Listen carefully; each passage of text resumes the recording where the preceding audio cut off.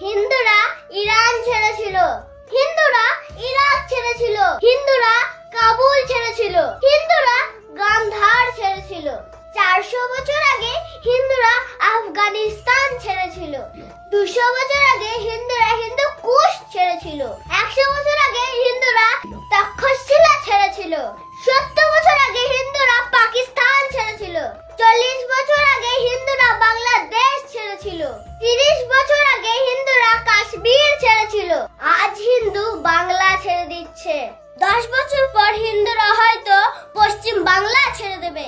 15 বছর পর হয়তো হায়দ্রাবাদ ছেড়ে দেবে। 20 বছর পর হয়তো কেরালা ছেড়ে দেবে। 50 বছর পর হয়তো ভারতও ছেড়ে দেবে। ভাবো হিন্দু তাহলে যাবে কোথায়?